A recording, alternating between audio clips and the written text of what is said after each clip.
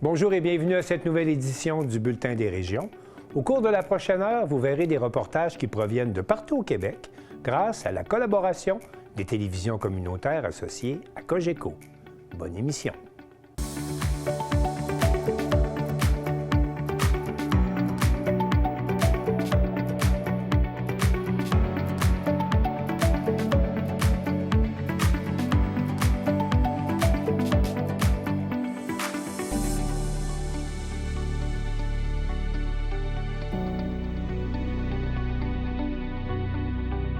Au sommaire pour vous cette semaine. À Amqui, on souligne l'importance des entreprises adaptées dans notre économie.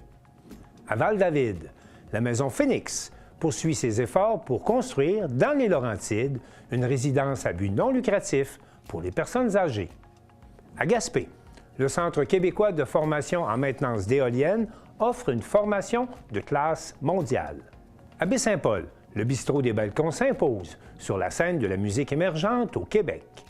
À New Carlisle, c'est la finale du tournoi de curling de la Fondation Linda Lemore Brown. À Sainte-Christine d'Auvergne, une course de souffleuses de plus en plus populaire. À Rigaud, sur la rivière des Outaouais, les amateurs de drift s'amusent sur 5 circuits de glace. Mais pour commencer cette émission, nous allons faire le point sur la grande mobilisation actuellement en cours sous le thème « Le communautaire à bout », une mobilisation qui culminera du 23 mars au 2 avril prochain, alors que les organismes communautaires participants feront une grève de service. Daniel Yvon, de CTRB à Berthierville, fait le point sur cette grève à venir avec Isabelle Bazinet, la porte-parole régionale de cette mobilisation nationale.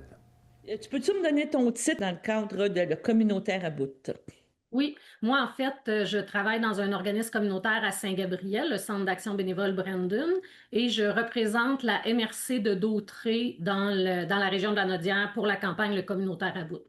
Un mouvement qui dit que le communautaire est tanné, on pourrait dire, du gouvernement, là, donc le manque de subventions, le manque d'appréciation. Oui, en fait, c'est parti effectivement dans la Mauricie, 2 groupes de la Mauricie et un groupe de l'Estrie qui se sont rassemblés il y a un peu plus d'1 an pour mettre en place des revendications pour dire au gouvernement on est à bout de tenir le filet social à bout de bras, vous charcutez le filet social, vous le déchirez et nous, on n'en peut plus d'être ceux qui en font les frais. Et là, ça s'est mis à grossir et depuis quelques mois, il y a des cellules d'organisation, d'action partout à travers le Québec. C'est en train de devenir vraiment gros. En fait, dans l'action communautaire autonome, nos financements ne baissent pas nécessairement nos financements à la mission. Le financement à la mission, c'est l'argent que le gouvernement nous donne pour bien remplir le mandat pour lequel on existe. Donc ça, selon les ministères qui subventionnent, il y a des petites indexations à chaque année, plus ou moins grandes, mais c'est jamais suffisant pour combler les besoins qui, eux, grandissent. La population a de moins en moins de moyens, donc se tourne de plus en plus vers le communautaire. Et nous, on ne veut pas être considérés comme des sous-traitants du gouvernement. On a une mission qui nous est propre et on a besoin de l'argent pour bien la remplir, pour pouvoir pallier aux besoins qui ne sont plus comblés par les réseaux publics, entre autres. Okay.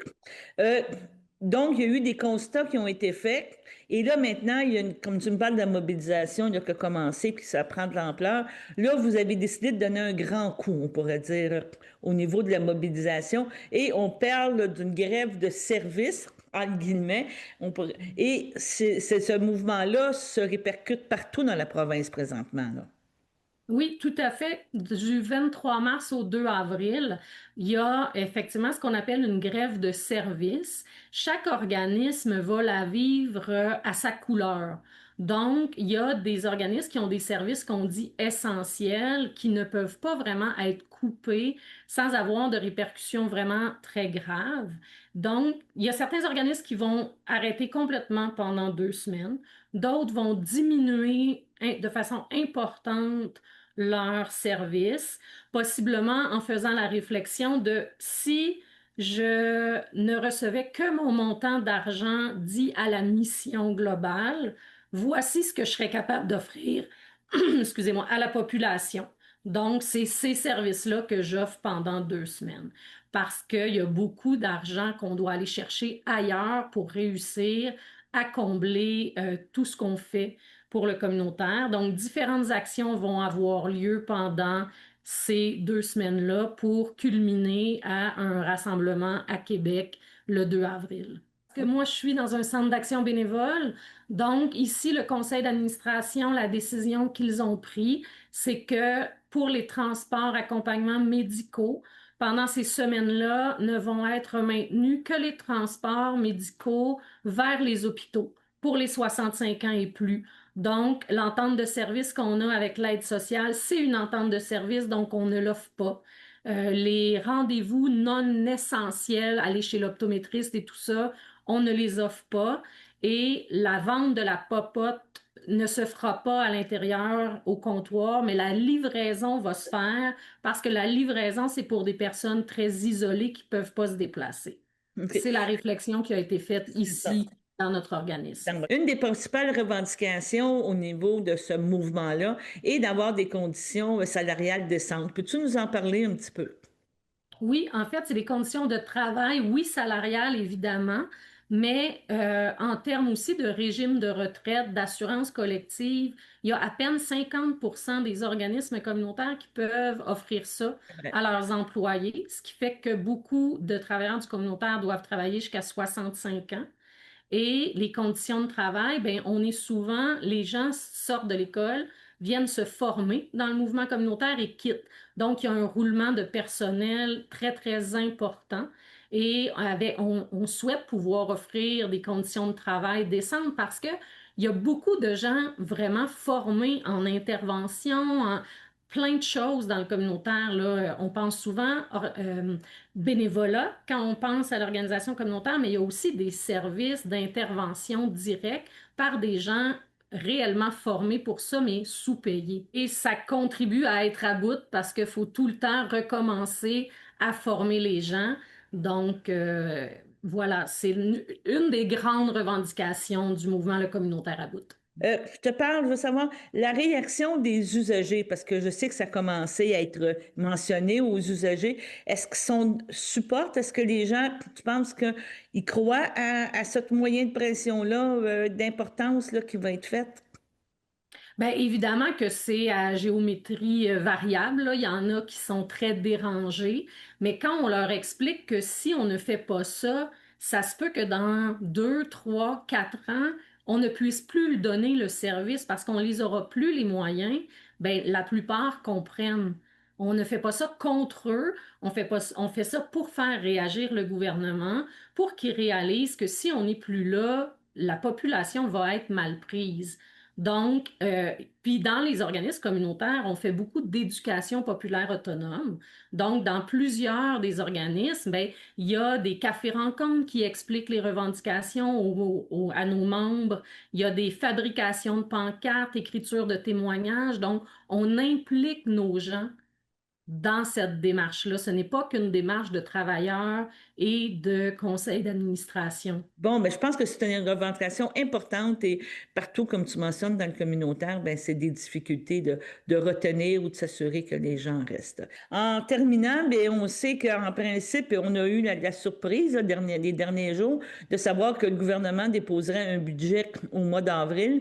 Est-ce que tu penses que ça va avoir un impact? Ben, on espère qu'ils vont prendre en compte nos revendications et on va continuer. Si on n'est pas entendu, le mouvement a fait tellement boule de neige qu'on ne va pas s'arrêter parce que c'est important. Donc, on attend ce budget-là et on espère avoir été entendu. C'est ça. Donc, on parle d'une première étape et ce sera à suivre suite aux réactions des différents ministères du gouvernement par rapport à cette manifestation qu'on pourrait dire. Donc, on rappelle que c'est du 23 mars, c'est bien ça? Oui, 23 mars au 2 avril. Et ça va se conclure avec une grosse manifestation à Québec, c'est bien ça? Un rassemblement devant l'Assemblée nationale à Québec, oui, le 2 avril. Puis pendant les 2 semaines, il va y avoir des actions dans les localités et il va y avoir une action régionale et beaucoup de choses vont circuler sur les réseaux sociaux, évidemment. Donc, on espère que la population va supporter ce mouvement-là et on espère que ça va porter fruit à toute la communauté et aux communautaires aussi. Oui, tout à fait. Puis moi, je vais vous laisser avec ma petite phrase que je signe mes courriels depuis le début. Le communautaire est à bout, mais on est debout.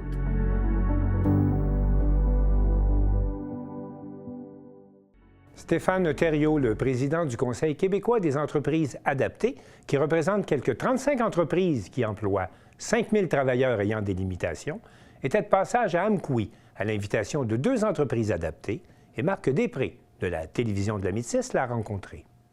Alors, M. Thériault, donc c'est quoi le CQEA? Oui, CQEA, c'est le Conseil québécois des entreprises adaptées. Donc, c'est l'association des 35 entreprises au Québec, 35 entreprises adaptées dont la mission est la création d'emplois pour des travailleurs avec limitation, dont fait partie ici Alliance et Centrap sont 2 de nos membres.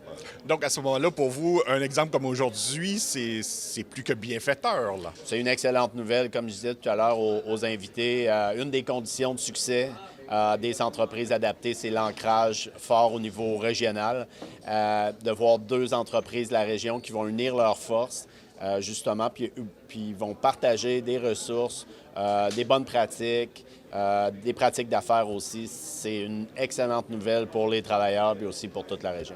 Et vous êtes même parti de Saint-Jean-Port-Joli pour être ici à Amqui, donc ça prouve l'importance de la nouvelle. Ah, tout à fait. En fait, je suis parti de Québec même. Oui, OK, bon. Pour faire la route, mais c'est toujours un plaisir de redescendre en Bas-Saint-Laurent, Gaspésie, puis surtout pour une nouvelle comme ça. C'est sûr que nous, au Conseil québécois des entreprises adaptées, on salue ce genre d'initiative. Et bon, quel genre d'entreprise habituellement, quel genre de domaine? Oui, les secteurs sont très variés. On a des centres de tri. C'est sûr que le pain et le beurre des entreprises adaptées depuis plusieurs années, c'est la sous-traitance manufacturière, industrielle. Mais un peu comme on peut voir ici avec les entreprises, les secteurs sont très variés. Ils vont couvrir l'entretien ménager, la transformation du bois, l'imprimerie ici à Amqui. Donc, ce qui fait que quand certains secteurs vont moins bien, bien, d'autres prennent la relève. Beaucoup de succès présentement à tout ce qui touche l'économie circulaire. Donc, ça demeure un réseau qui va très bien et qui est en bonne santé. Donc, pour les personnes qui travaillent sur... Combien il y en a? On parle de 5 300 travailleurs, dont 4 000 travailleurs avec limitation sur l'ensemble du réseau. On est présent de Sept-Îles à Rouyn-Noranda en passant par Montréal. Donc, ça veut dire qu'un tel réseau, c'est ultra important pour tous ces gens-là, là. Ultra important, c'est un des beaux cadeaux que la société québécoise s'est fait depuis presque 50 ans maintenant, le concept des entreprises adaptées. On donne l'opportunité à des gens, on accueille des gens qui peuvent avoir certaines limitations. Mais chez nous, les limitations deviennent des forces. Ces gens-là peuvent se développer sur le plan personnel, le plan de l'employabilité à un rythme qui est le leur. Donc, vraiment, c'est un concept unique et très important encore dans notre société. Et ce sont sans aucun doute toutes des entreprises d'économie sociale à ce moment-là? Donc... 100% BNL. On a une coopérative de travailleurs dans le réseau. Donc, on s'assure des modèles qui sont bien ancrés localement dans les communautés. Donc, ça veut dire que quelqu'un qui fait affaire avec toutes ces entreprises-là, ou l'une de celles-ci, c'est extrêmement important parce on participe à l'économie de la région, mais on permet à ces gens-là d'avoir des expériences de travail. Exact. Au-delà de l'économie, il y a une mission sociale qui est très forte. Donc, c'est sûr que d'encourager. Et au-delà de l'encouragement, les entreprises adaptées, c'est un symbole de qualité à travers les années, peu importe les secteurs. Donc, c'est sûr qu'on encourage les gens localement à faire affaire avec les entreprises adaptées. Donc, il n'y a aucun doute à avoir. Donc, ces gens-là sont spécialisés, sont dévoués. Donc, on est sûr et certain de faire affaire avec des entreprises là, importantes. Là. Tout à fait. On a des problèmes.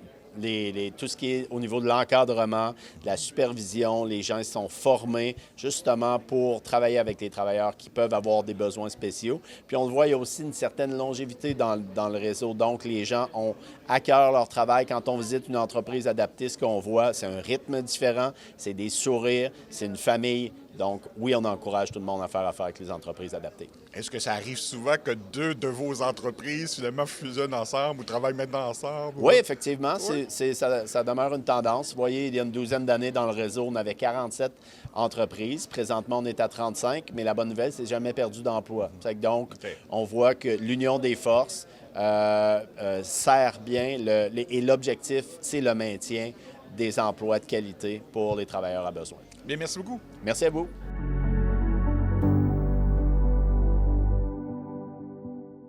Dean Brisson de la télévision communautaire des Laurentides nous présente le projet de la Maison Phoenix qui vise à construire une résidence pour les personnes âgées qui soit un milieu de vie favorisant la solidarité intergénérationnelle. En CHSLD, donc j'ai décidé de m'impliquer. Puis au début, je ne pensais pas m'impliquer autant.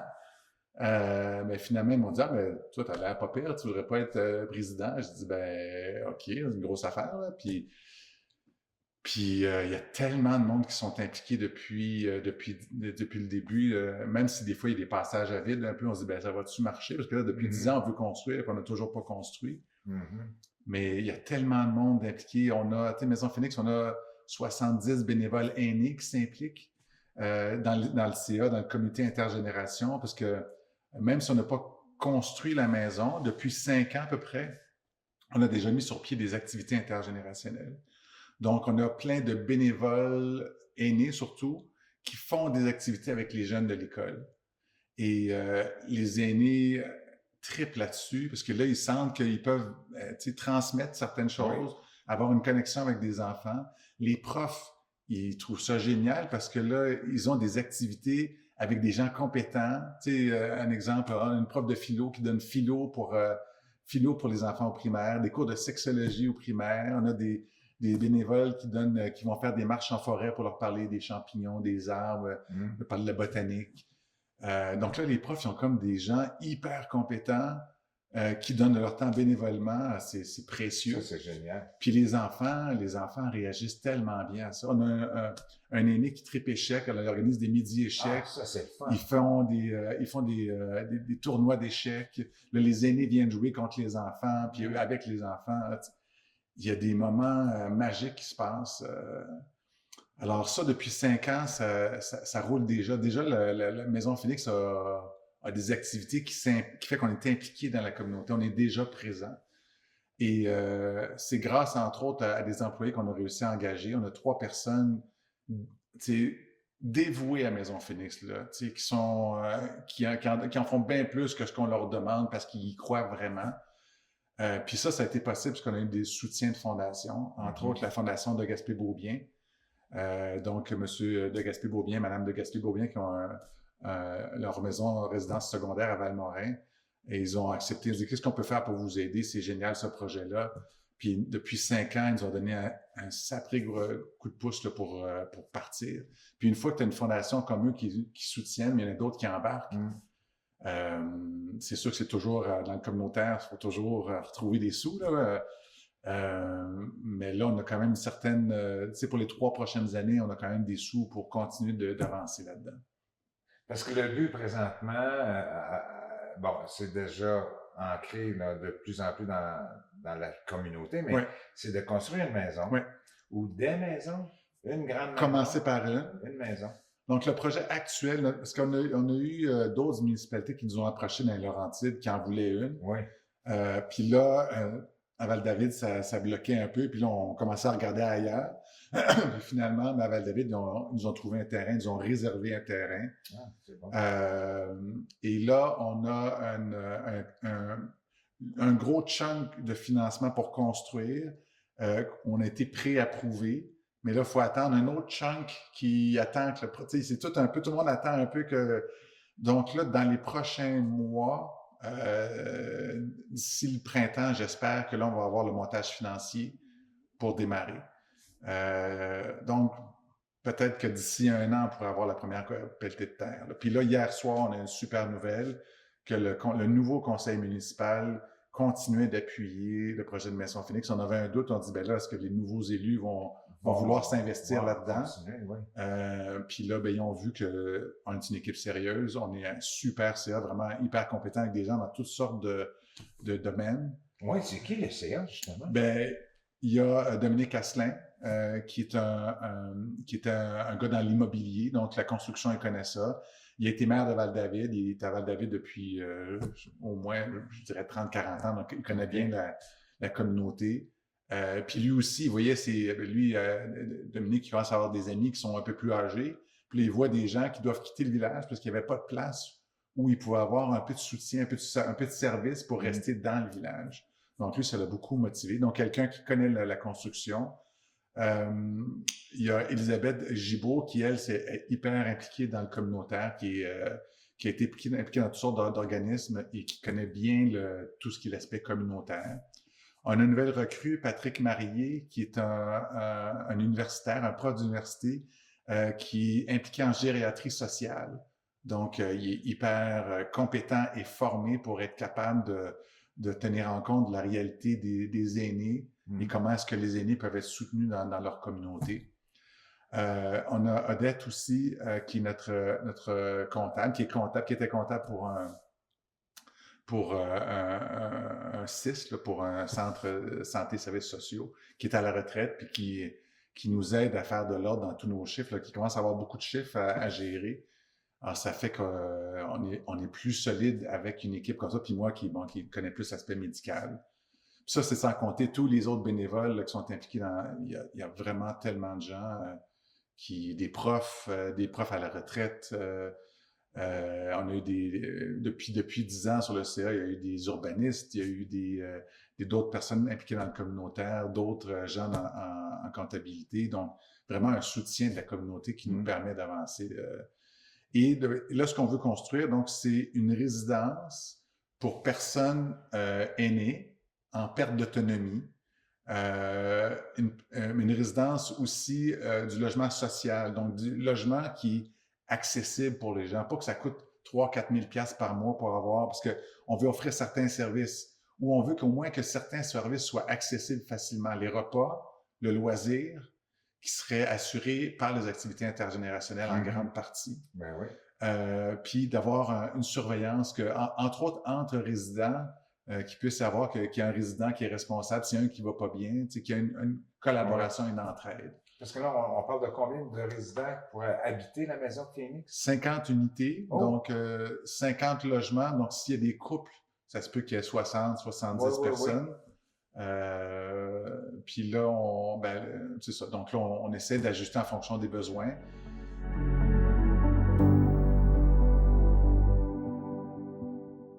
À Gaspé, le Centre québécois de formation en maintenance d'éoliennes possède une unité mobile de formation qui permet d'offrir des certifications partout dans l'est du pays, des formations qui sont reconnues internationalement.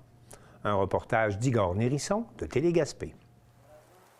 En Gaspésie, le vent n'est pas qu'une force de la nature. C'est une industrie, un avenir et le développement d'une expertise dans le domaine de l'enseignement qui rayonne maintenant bien au-delà de nos frontières. Le Cégep de la Gaspésie et des Îles a récemment franchi un cap historique en devenant le premier établissement d'enseignement au Québec et le 12e au Canada à obtenir la certification de la Global Wind Organization, ou GWO. Concrètement, cette certification internationale répond aux plus hauts standards mondiaux en matière de sécurité et de compétences techniques dans le secteur éolien. Donc, la GWO, Global Wind Organization, c'est une organisation qui a été formée par le secteur de l'éolien pour normer les formations autant au niveau sécurité que technique, et ce, partout dans le monde. Donc, c'est un peu une norme ISO, mais au niveau éolien, pour que les gens travaillent un peu de la même manière, peu importe le parc éolien, mais surtout de manière sécuritaire. La certification de la Global Wind Organization est une formation de calibre mondial qui est en train de devenir une exigence pour pouvoir travailler tant au Québec que partout ailleurs sur la planète. Oui, bien, c'est une norme qui est très développée, très appliquée en Europe et qui l'est de plus en plus en Amérique du Nord. Puis, ça devient vraiment un passeport pour les techniciens et techniciennes en maintenance d'éoliennes pour travailler dans les différents parcs éoliens. Donc, ça devient une exigence pour pouvoir pratiquer le métier de maintenance d'éoliennes là, un peu partout dans le monde. Les certifications GWO sont habituellement exigées par les plus grands acteurs de l'industrie éolienne mondiale. Elles représentent un véritable passeport professionnel reconnu partout au pays et à l'international. Donc, l'objectif pour nous, c'est d'intégrer la norme GWO à toutes nos formations actuelles le plus possible, là, dans la mesure du possible avec le nombre d'heures là, qu'on offre selon les différentes formations. Donc, exemple, un finissant de l'AEC, donc de notre attestation d'études collégiales, s'il a en sa possession en plus les différents modules de la norme GWO, va vraiment être reconnu mondialement pour ses compétences techniques et de sécurité pour pouvoir travailler partout dans le monde. Sur le campus de Gaspé, le Centre québécois de formation en maintenance d'éoliennes dispose d'une vingtaine de stations d'apprentissage, de plusieurs turbines et de boîtes d'engrenage issues directement de l'industrie, ainsi que d'une tour de formation en hauteur. À cela s'ajoutent divers équipements à la fine pointe qui permettent aux étudiants d'apprendre dans des conditions réelles. Donc, on a, exemple, des panneaux qui nous permettent de faire du boulonnage, donc qui simulent vraiment une éolienne. Puis les gens vont très... Parce que là, on ne parle pas d'un tournevis ou d'une clé à molette de cette standard comme on a dans nos coffres à outils à la maison, là. Les clés à molette, elles sont immenses. Donc, les gens doivent s'habituer à travailler avec ce genre d'outils-là. Donc, on a ce volet-là. On a également des valises qui simulent les circuits électriques. Il y a beaucoup d'électricité dans une éolienne. Pour produire de l'électricité, ça en prend aussi. Donc, pour alimenter les différents circuits, les gens doivent être en mesure de maintenir ces circuits-là. Donc, on simule vraiment toutes les composantes là, de l'éolienne pour que les techniciens et techniciennes soient en mesure de faire la maintenance là, après. Mais l'innovation ne s'arrête pas là. Grâce à son unité mobile de formation, le Cégep peut désormais offrir ses certifications directement dans les communautés éloignées ou sur les sites des parcs éoliens partout dans l'Est de l'Amérique du Nord. Une avancée majeure pour l'accessibilité en régions éloignées, particulièrement pour les communautés autochtones et les régions nordiques. Donc, au cours de la dernière année, on a eu la chance d'obtenir une subvention d'Emploi Québec pour développer une formation en maintenance d'éoliennes qui était mobile, donc pour pouvoir se déplacer un peu partout sur le territoire au Québec. L'objectif, c'était principalement d'aller chercher les participants de nationalité autochtone et aussi les femmes qui ne peuvent pas nécessairement se déplacer à Gaspé pendant plusieurs mois pour suivre une formation. Donc, avec ces équipements mobiles-là qu'on transporte à l'aide de l'unité mobile et on va directement dans les différents territoires où va avoir lieu le développement des prochains parcs éoliens. Donc, c'est vraiment intéressant. On va à la rencontre des communautés pour former les techniciens et techniciennes qui vont entretenir ces parcs-là dans le futur. Donc, c'est nous qui nous déplaçons au lieu de faire venir les participants ici à Gaspé. Grâce à cet équipement hors norme, il a été possible de développer des formations s'adressant à des clientèles trop souvent marginalisées. Oui, bien, ce qu'on a fait, c'est qu'on a aussi développé une formation sur mesure spécifique pour les communautés autochtones et les femmes qui était un peu plus courte. Donc, à ce moment-là, cette formation, on l'appelle maintenance de niveau 1. Ça permet de faire un survol, c'est environ 350 heures. Donc, ça permet vraiment d'avoir les bases, autant au niveau mécanique, électricité et sécurité. C'est vraiment ce qui est le cœur de la formation pour que les gens puissent, dans le fond, débuter leur travail de technicien et technicienne. Ils vont souvent être des accompagnants, donc la troisième personne dans une équipe de trio au niveau de la maintenance, mais ça va leur donner des bases qui vont leur permettre de débuter leur travail de maintenance dans les différents parcs. Et l'expertise gaspésienne traverse même les océans. Le Cégep offre déjà son attestation d'études collégiales en maintenance d'éoliennes à Dakar, au Sénégal, où les formations certifiées GWO pourront également être déployées. En fait, il y a eu un appel d'offres de la part du ministère pour développer des formations, principalement des AEC, qu'on délocaliserait en Afrique. Donc là, nous, on a répondu à l'appel. On souhaitait délocaliser notre AEC en maintenance d'éoliennes. Donc, on est à la fin de la première cohorte là, de 18 participants au Sénégal, à Dakar, qui ont suivi le même parcours que nos étudiants ici. Donc, c'est vraiment l'attestation d'études collégiales. C'est le même contenu de cours qu'on est en train d'offrir là-bas. Puis, il y a une deuxième cohorte là, qui va débuter là, en mars-avril. Un autre 18-20 participants là, qu'on devrait voir cheminer là, dans ce parcours-là, qui est l'attestation d'études collégiales, qui est notre programme phare là, de formation en maintenance d'éoliennes. Cette reconnaissance internationale n'est pas le fruit du hasard. Depuis 2004, le Cégep de la Gaspésie et des Îles s'est imposé comme un acteur de premier plan dans la formation liée au secteur éolien au Québec. Oui, bien, ça fait plus de 20 ans que le Cégep de la Gaspésie et les Îles offre l'attestation d'études collégiales en maintenance d'éoliennes. Au fil des ans, on a également construit l'espace dans lequel on se trouve, qui est le Centre québécois de formation en maintenance d'éoliennes, le CQFME, qu'on appelle dans notre langage. Et d'année en année, on acquiert de nouveaux équipements. Donc, on voit en arrière de nous, il y a vraiment des équipements qui datent. Donc, on travaille avec de la vieille technologie pour simuler certains aspects, mais on acquiert également des nouveaux équipements pour s'assurer que les participants des différentes formations sont vraiment prêts au marché du travail là, d'aujourd'hui.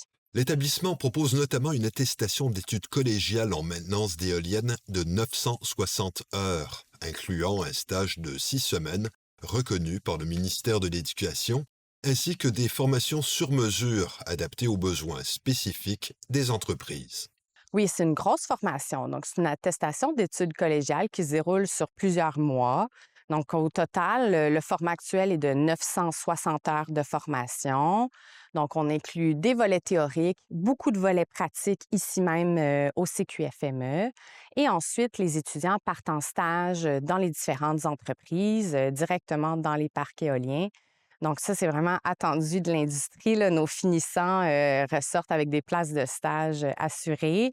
Puis, ça permet vraiment d'aller plus en profondeur parce que c'est une formation qui est vraiment pratique et ça fait en sorte que les techniciens et techniciennes finissantes de notre AEC sont vraiment prêts à travailler là, dans les différents parcs. Ceux et celles complétant la formation se trouvent très facilement un emploi, que ce soit au Québec ou ailleurs dans le monde. C'est sûr qu'on privilégie le partenariat avec les différentes entreprises québécoises. On veut desservir le marché québécois le plus possible, mais je connais des parcours d'anciens finissants et finissantes qui ont eu la chance d'aller travailler ailleurs dans le monde. Donc, souvent, ils vont débuter leur parcours ici au Québec, mais la majorité des entreprises que ce soit les Vestas ou Énergex de ce monde, bien, ont des parcs un peu partout dans le monde. Donc, ça leur donne différentes opportunités pour ceux qui le souhaitent là, d'aller travailler ailleurs. Mais après ça, il y en a qui reviennent ici.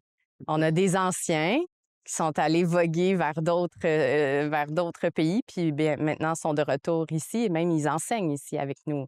Donc, des fois, la roue fait son chemin. Puis, Les étudiants proviennent de tous les milieux et de tous les groupes d'âge. Oui, si on parle spécifiquement de l'attestation d'études collégiales, donc nous, on est en formation continue. Donc, c'est une formation qu'on dit aux adultes. Donc, ça s'adresse aux jeunes adultes ou aux gens des fois en cheminement de carrière qui voudraient se réorienter. On en a beaucoup là, d'étudiants qui ont un certain bagage, mais qui ont le désir de travailler à l'extérieur, de travailler plus de leurs mains, qui se redirigent vers notre formation. Donc, on a des gens de 18 ans jusqu'à cinquantaine d'années qui s'intéressent à notre formation. Et la majorité proviennent du Québec, mais de partout au Québec. Donc, on a des gens qui viennent de l'Outaouais, puis on a des gens qui viennent de Gaspé. Donc, nos étudiants proviennent vraiment de partout au Québec. Il y a un bout de la formation qui se fait à distance pour répondre à cette particularité-là, là, que les gens proviennent de partout. Mais il y a vraiment quelques mois de formation qui se déroulent en direct ici à Gaspé pour toucher aux équipements puis vraiment acquérir tout le volet pratique. Il est facile de s'inscrire et le centre de formation mène plusieurs campagnes de recrutement afin de trouver de nouveaux étudiants. Oui, tout à fait.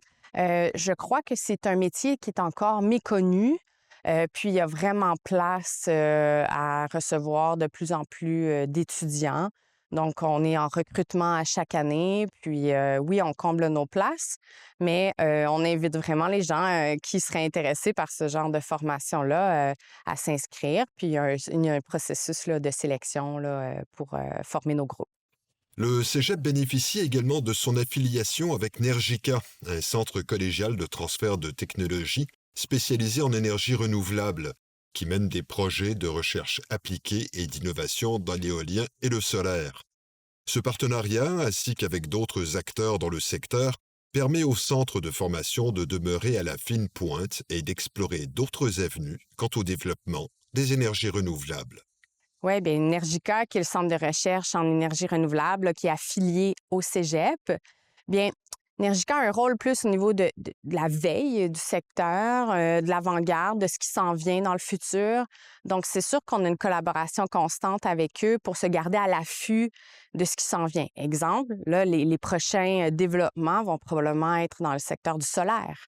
Donc, ça va être à nous à voir les opportunités. Est-ce que le centre ici pourrait offrir certains aspects sur mesure pour former des techniciens et techniciennes en maintenance au niveau de la technologie solaire? Mais là, ça, c'est dans le futur lointain. Mais à court terme, vraiment au niveau du secteur de l'éolien, bien, c'est vraiment un partenariat important pour se garder au fait de ce qui se passe dans l'industrie, des développements aussi. Donc, on parle beaucoup à Nergica, mais on parle aux entreprises du secteur, on parle au gouvernement, on parle à Hydro-Québec aussi, pour être à l'affût des besoins de main-d'œuvre qui s'en viennent. C'est vraiment ça notre situation pour vraiment répondre aux besoins de l'industrie là, dans notre cas. Et la demande pour les diplômés de l'AEC en maintenance d'éoliennes n'ira pas en diminuant, alors qu'Hydro-Québec veut accélérer la cadence et a annoncé des projets majeurs de développement dans le domaine de l'éolien. Un défi que compte bien relever le centre de formation en collaboration avec tous les acteurs du milieu. Ça fait en sorte que les besoins de main-d'œuvre vont être de plus en plus grands. Donc, on avait ressenti le ralentissement autant au niveau de l'intérêt, que ce soit des étudiants ou des entreprises, là, à s'investir dans ce secteur-là. Mais là, depuis 2-3 ans, c'est reparti de plus belle et ça fait en sorte qu'on a les besoins de main-d'œuvre vont être grandissants.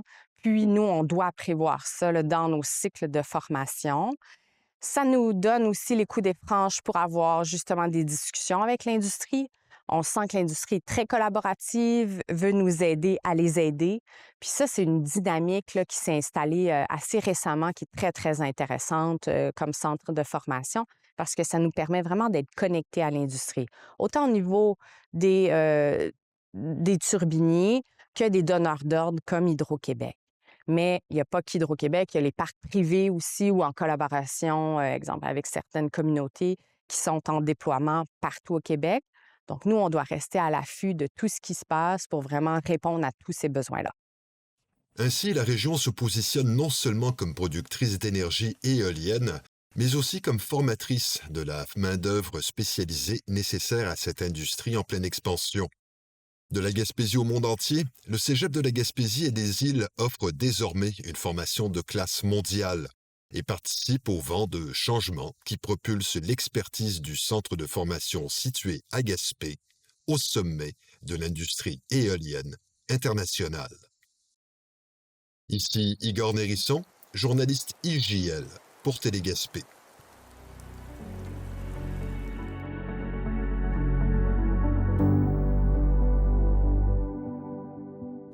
Baie-Saint-Paul est une ville où la culture, sous toutes ses formes, occupe une place importante et Félix Chouinard de TVCO nous fait découvrir le Bistrot des Balcons, une scène locale qui occupe une place spéciale pour la diffusion de la musique émergente au Québec.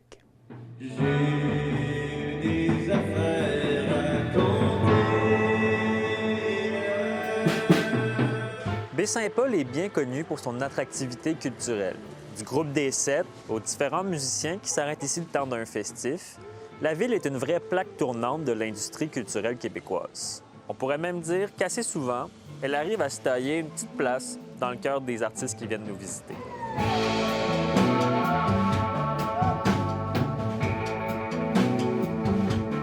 Baie-Saint-Paul, c'est un endroit qui est extrêmement important dans notre histoire en tant que band, là. C'est comme...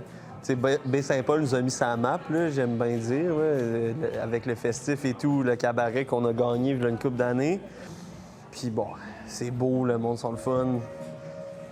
Il y a des beaux spots. Puis c'est ça, le crowd est au rendez-vous aussi. Fait que...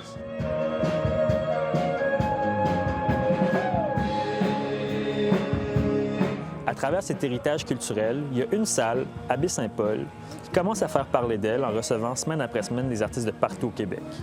Je vous vole le punch, cette salle, c'est le bistrot des balcons.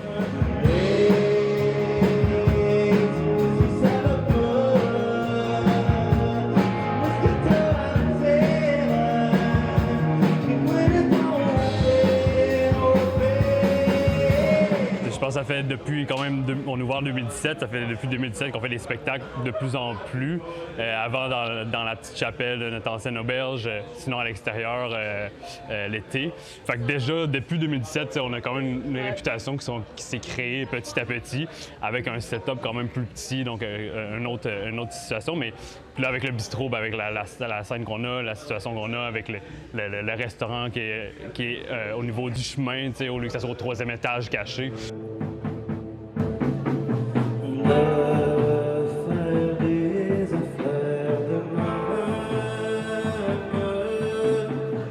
Le mot se passe. À force d'avoir des bands différents puis faire affaire avec des boîtes de production différentes aussi, bien forcément, vu que ça se passe bien, puis que l'expérience est bonne quand ils viennent ici, bien ça donne le goût de nous envoyer d'autres mondes après ou de revenir pour une 2e, 3e, 4e fois. Fait que tranquillement, c'est le bouche à oreille beaucoup là, qui a fait son effet à ce niveau-là, je pense.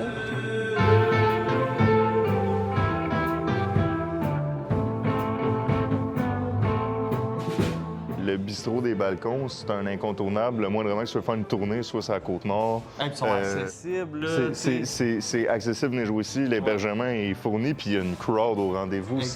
Pour n'importe quel projet, que ce soit émergent ou relativement établi, c'est une super belle place où venir jouer. C'est comme une autre maison. On dit ça de bien des places dans le Québec parce qu'on s'attache aux places où on joue, on s'attache aux salles, à l'équipe qui est sur place, l'organisation. On en a plein des maisons, mais Baie-Saint-Paul a vraiment comme une place spéciale là, pour nous autres. Là, puis je pense que ça se sent aussi dans le crowd, puis genre... Ouais, c'est dans je sais pas, il y a de quoi dans l'air ici, là, qui me fait bien filer, genre. Voici quand je reviens, si au loin je reviens, puis tout peut changer. Ça s'est fait petit à petit quand même. Là, on a ouvert en 2017, là, on est rendu en 2026, ça fait quasiment 10 ans. Là, mais juste d'avoir un lieu dédié à ça, c'était beaucoup ça qui faisait toute la différence, d'avoir des installations permanentes dédiées au spectacle. Déjà, ça, c'était comme une grosse case qu'il fallait cocher. Dans le temps, dans Petite Chapelle, c'était le salon qu'on transformait en salle de spectacle. Là. Fait que ça... On a fait nos classes avec ça, si on veut, là, mais ouais. Une salle comme les balcons, bien, c'est leur mission d'encourager la relève et tout ça. Donc, tu sais, sont moins dans le mainstream comme certaines salles. Donc, ça va nous permettre d'aller découvrir. Même moi, des fois, je vais voir des spectacles, des artistes que j'ai pas eu l'occasion de voir encore. Fait que ça nous permet d'encore mieux apprécier la présence des balcons. On met sur l'émergence, puis c'est ce qui fait que on a accès à des bands qui sont pas connus, puis qu'après, bien, comme ce soir avec Mal-Aimé, tu sais, qui sont rendus avec une grosse crowd qui les suit, puis qu'on fait une soirée complètement vendue à un prix accessible à tout le monde, bien, ça crée cet avantage-là. Mais tu sais, dès le départ, quand l'auberge a été, quand on a créé l'auberge, tu sais, moi, mon poste, quand je me suis joint à l'équipe, c'était ça, là, tu sais, c'était de faire des shows, puis qu'il y ait une vie culturelle dans l'auberge, ça faisait partie de la mission aussi de l'entreprise. Ce qui nous permet d'évoluer là-dedans, c'est aussi les commanditaires, c'est aussi justement le fait d'être reconnu au niveau des gouvernements, des aides en culture au gouvernement qui nous aident à avoir de l'argent pour financer ça, parce qu'évidemment aussi la culture, c'est un défi quand même à financer. Il faut être créatif, il faut avoir l'aide de la communauté.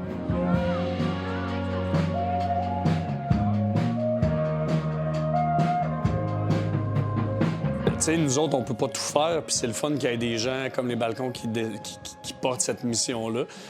Puis ça rend juste Baie-Saint-Paul encore plus attractif pour les artistes. Tu sais, autant que des fois, Balcons vont créer des artistes, ils connaissent Baie-Saint-Paul avec le festif, puis de l'autre sens, il y a des artistes que nous, on n'aura pas au festif qui vont découvrir les Balcons. Fait que, bref, c'est vraiment un beau mélange. Puis ça renforce finalement la réputation culturelle de Baie-Saint-Paul.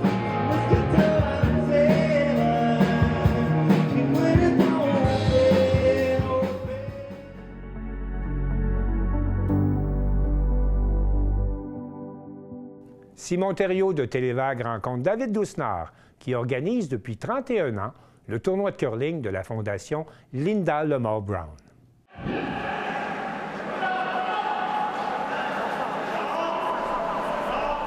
Le week-end dernier marquait la conclusion du tournoi de curling annuel au profit de la Fondation Linda Lamar Brown. Entre le 26 février et le 1er mars, plus de 20 équipes se sont affrontées sur la glace de New Carlisle dans une ambiance amicale et généreuse. Que ce soit par les inscriptions, les déjeuners bénéfices ou la vente de billets de tirage, la communauté s'est une fois de plus mobilisée pour la cause. Un immense merci aux joueurs, aux bénévoles et à tous ceux qui sont passés pour faire de cet événement un véritable succès collectif. Bonjour David, ça va bien? Oui, très bien. Sauf la dernière partie, mais très bien. Oui, la dernière partie n'a pas été à ton goût? Non, on a perdu. C'est pas toujours fun, mais on s'amuse. Oui, l'important c'est de s'amuser. Puis toi, en plus d'être un joueur aujourd'hui, tu es aussi l'organisateur du tournoi de curling. Oui. Juste pour les dernières 31 ans, je pense. Dernière 31 ans? Oui, je fais ça. Puis je suis un directeur pour l'association Linda Lamar Brown. Puis on a 5 personnes sur ça. Puis c'est pour ça qu'on a le tournoi curling pour ramasser les fonds pour les personnes avec les cancers. Donc, tu es directeur de l'association Linda Lamar Brown, c'est ça? Parce qu'aujourd'hui, vous jouez justement pour la bonne cause, pour la Fondation. Est-ce que vous êtes satisfait de le nombre d'inscriptions qu'il y a eu en fin de semaine? Oui, on est chanceux. On a 22 équipes. Dans notre ligue, on a seulement 11. On a le monde qui vient juste pour aider la cause. Ils ne sont pas vraiment les curlers, mais ils s'amusent, puis ça va bien. Puis la plupart des gens qui ont joué au curling aujourd'hui, c'est des équipes organisées qui jouent dans une ligue à New Carlisle. On a 11 équipes qui ont joué dans la ligue. Comme j'ai dit, les autres 11 équipes sont pas... On a une qui vient de l'extérieur, puis la plupart, c'est le monde qui sait que c'est fun, s'amuse, puis ça l'aide la cause. C'est pour ça qu'on a des autres équipes qui inscrivent. Ça, c'est commencé depuis vendredi, je crois. Hein? C'était soir. On a commencé 6 heures. On a 3 sets de matchs jeudi soir, 4 sets vendredi soir, toute la journée samedi, puis on finit avec 2 matchs aujourd'hui. C'est tout. Puis tous les profits de la fin de semaine du tournoi vont aller à la Fondation. Oui. Puis on a le monde qui apporte les sandwichs, le soupe, des choses comme ça qu'on vend. On a un bar toujours. On fait le moitié-moitié. Puis on a des raffles, je ne suis pas sûr comment c'est ça en français, pour des prix, qu'on vend des billets, puis tout ça. Puis les pouvoirs au restaurant ou au bar, on ne garde pas ça, on donne aux fondations. Bon, bien super. Fait que bravo pour le tournoi, pour la fin de semaine. Généralement, on va ramasser vers 10 000 pour la fin de semaine. Au moins. C'est vraiment bon? Oui. Comme je dis, on a 22 équipes. Chaque équipe, c'est 80 $ pour inscrire. Puis après ça, comme l'autre soirée, on a moitié, 435 $. Bien, super. Fait que, un gros merci, puis je vais te laisser aller pour la remise des prix. L'équipe des Roches est la grande gagnante de l'édition 2026 du tournoi de curling de la Fondation Linda Lamore Brown. L'équipe championne était composée des membres suivants: Gabriel Holmes, Marc-André Desroches, Germain Desroches et Louis-Alexandre McNaughton.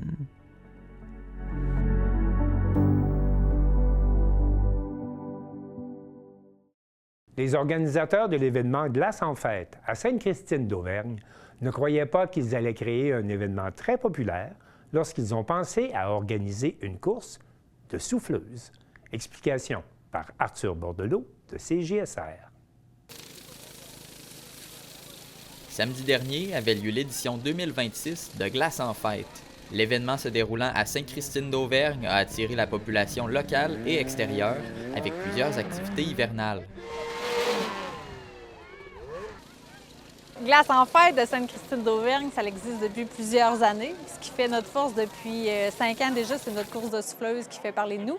C'est une idée qui est venue au 125e anniversaire de la municipalité. On a essayé ça avec le comité de bénévoles. On a dit « ça serait original et différent des autres municipalités d'ailleurs », fait qu'on le fait.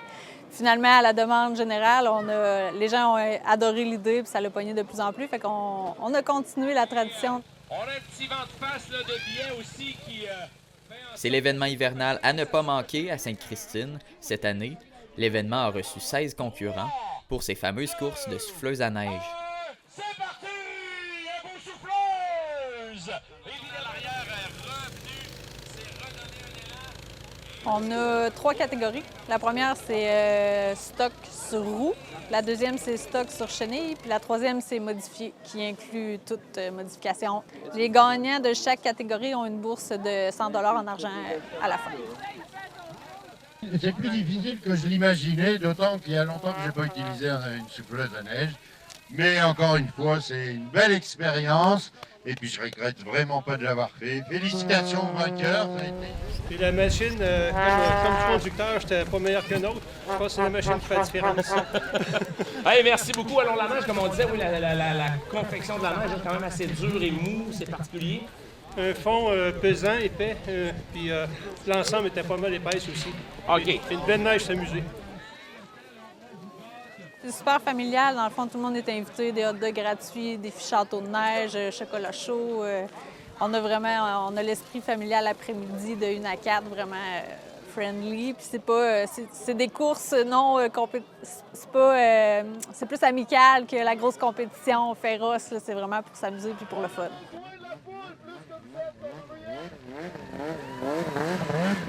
Un spectacle d'acrobatie en motoneige a été présenté par l'équipe de Trep Freestyle.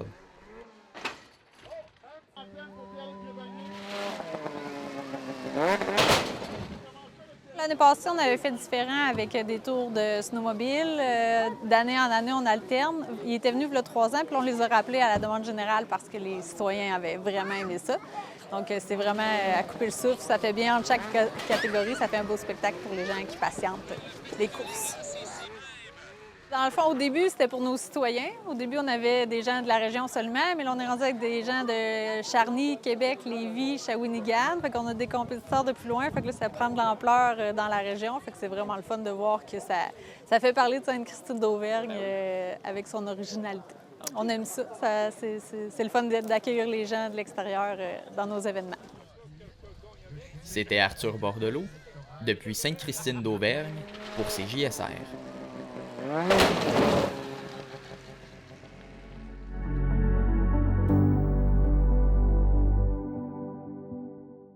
À Rigaud, les amateurs de drift, ce sport automobile qui consiste à glisser sur la piste, se donnent rendez-vous cet hiver sur la rivière des Outaouais, où des véritables mordus de ce sport ont aménagé 5 circuits de course sur glace pour les pilotes de tous les niveaux. Un reportage de Félix Sabourin-Gonzalez de CSUR.tv.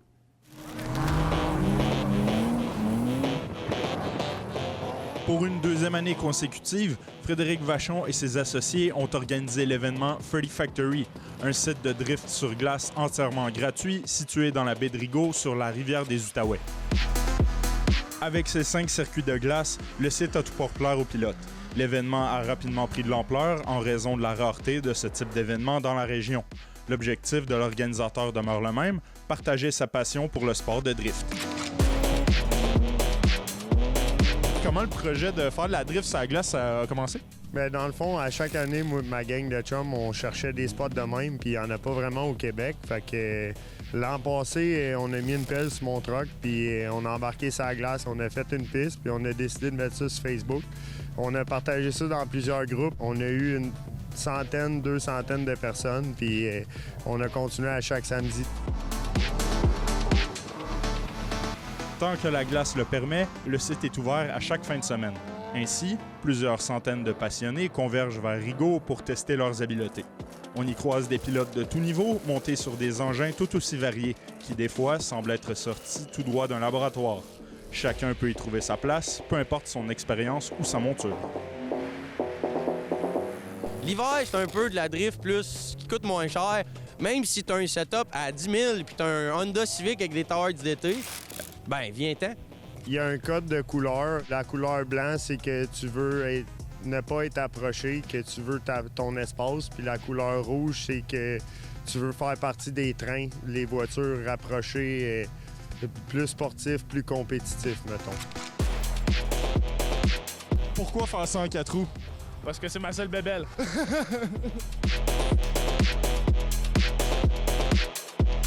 C'est unique, il n'y a rien qui se fait pour ça. J'ai tout fait moi-même, j'en ai peut-être pour 10 000 là-dedans. La direction est modifiée pour avoir plus d'angle quand on tourne. Le derrière, il est modifié.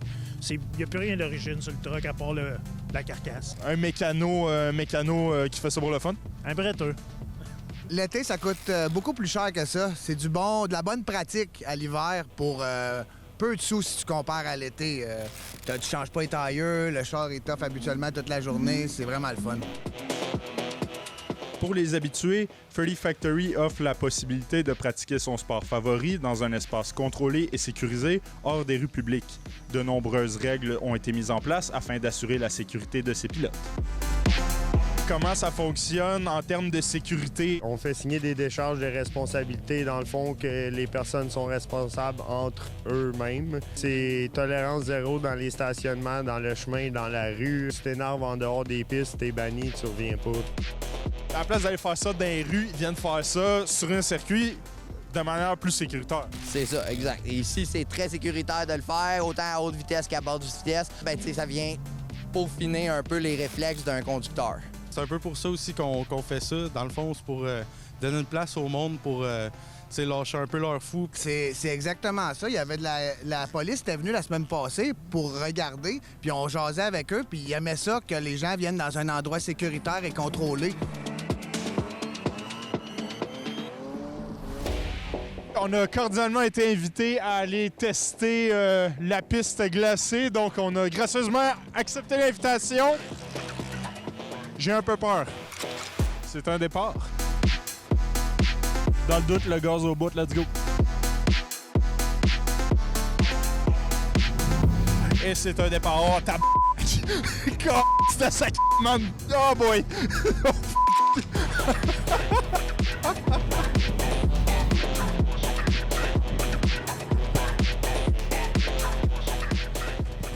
À ne pas faire dans la rue, mais bel et bien à 30 Factory sur Rigaud, sur le lac.